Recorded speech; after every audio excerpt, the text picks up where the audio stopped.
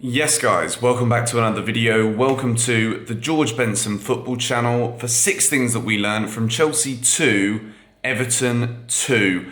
I'm not going to lie to you, it feels as though this is 2 points that we have dramatically lost in this game. Everton player Sims comes on as if he's playing a bloody video game, Sims, and scores his first ever Everton goal, and Chelsea end the winning run. We'd won 3 games in a row, and then we come to Stamford Bridge against, once again, a team fighting for their lives, and we don't manage to get the 3 points. We don't manage to get the win, and on a day when Tottenham Hotspur gave away a 2-goal lead to draw against Southampton, Tottenham, a team who were chasing for the top 4, now Antonio Conte's gone and had a breakdown, but I'm going to go as far as to say that Chelsea have also had their own mini breakdown in this game today. Not the result we wanted.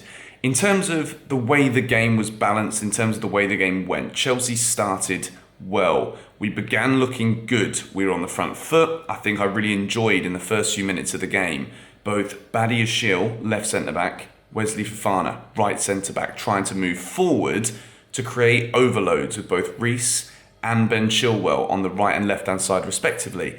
But at the same time, in that first half today, it's as if we forgot at some stages that Reece James was on the pitch. We were focusing too much of the play down the left-hand side. I thought Christian Pulisic looked relatively bright, but was also, even though it's unpredictable the way he moves, the fact that it was going Chilwell, Pulisic, Everton were pretty relaxed with that in the first half, and Chelsea didn't really need to do much. Early on, in the second half, Chelsea get themselves an early second half goal. João Felix, who absolutely deserved to be on the score sheet today, opens it up for Chelsea. And then from there, we once again go back to similar things that we've seen in recent weeks that have benefited Chelsea at times. When we've gone and made defensive substitutions, we've managed to see games out.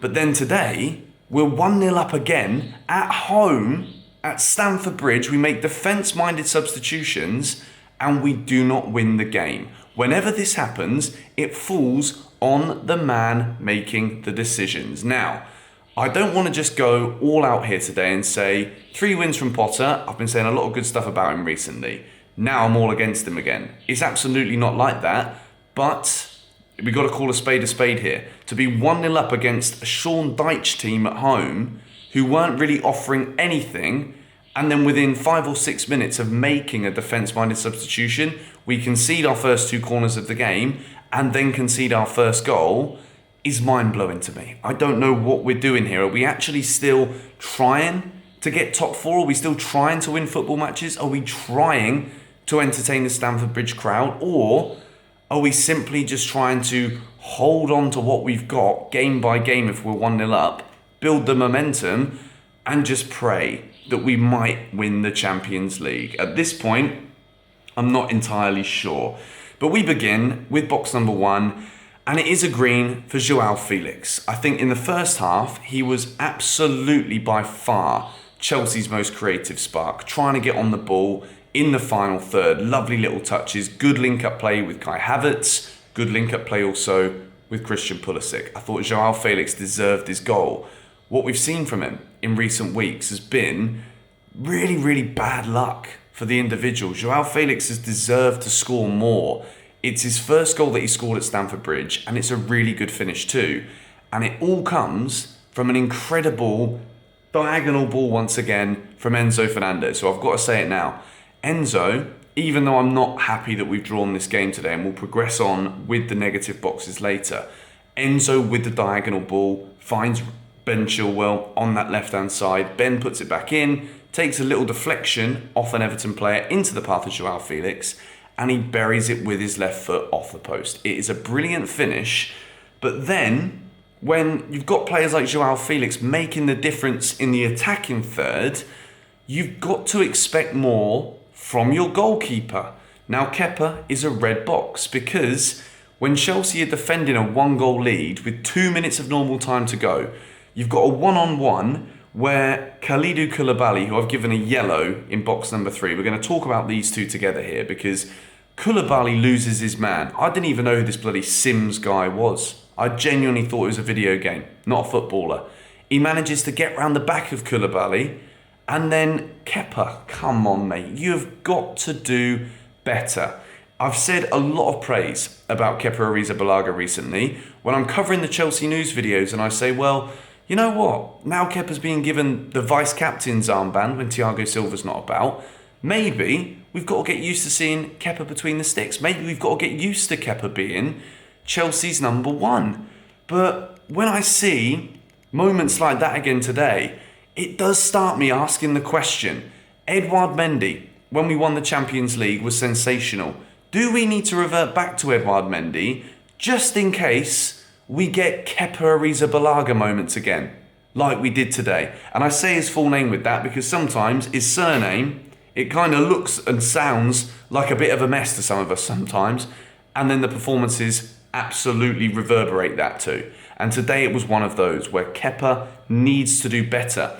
I gave Koulibaly a yellow because up until that moment, I was absolutely happy with Koulibaly. You can also say the first goal, why are we zonal marking? But then that's what Koulibaly's been told to do. So can we really blame Kalidou Koulibaly for his position for Everton's first goal? Why on earth have we got the likes of Enzo Fernandez, Conor Gallagher, tracking men like James Tarkowski? This is Everton. This is a Sean Dyche Everton. They score goals from set pieces. They win the balls in the air.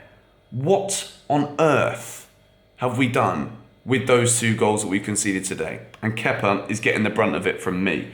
Box number 4 is a green for Enzo Fernandez. Again, I think this man is a different gravy footballer. And every time I see him play, even when Chelsea aren't brilliant, Enzo Fernandez is a class above the rest.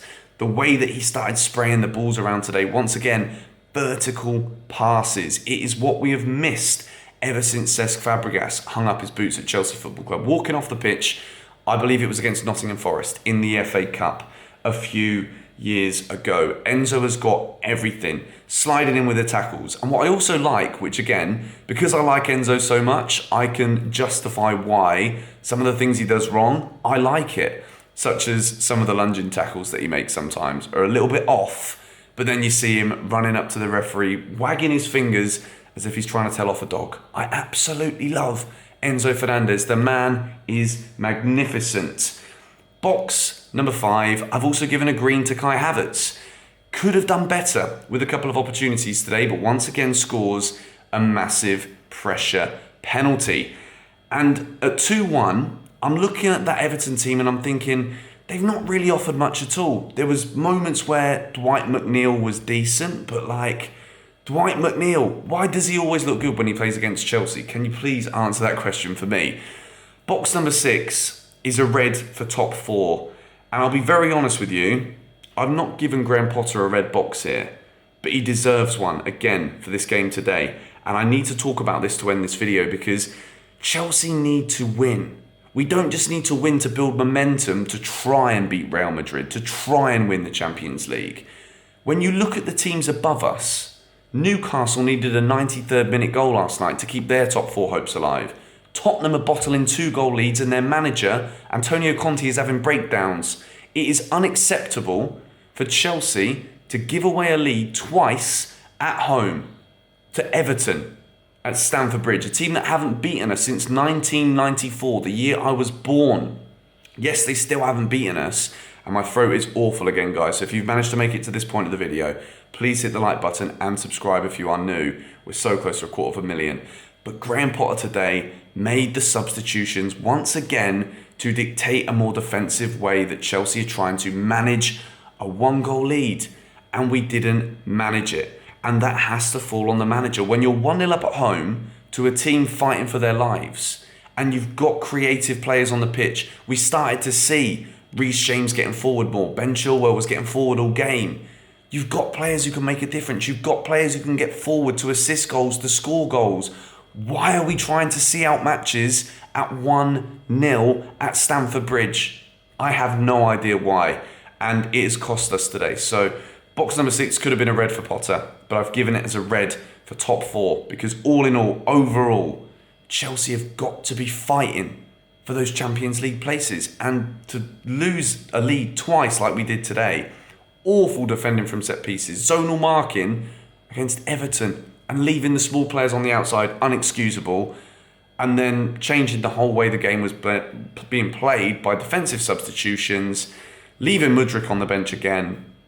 My mind's gone. But it's a draw. We have managed 10 points from our last 4 games in all competitions. We haven't lost, and we were losing weeks ago. So it's a weird one to know how to feel with this. Let me know your thoughts in the comments down below. There's been 6 things we learned from Chelsea 2, Everton 2. Now we've got 2 weeks without Chelsea. We needed to win this. Come on, you Blues.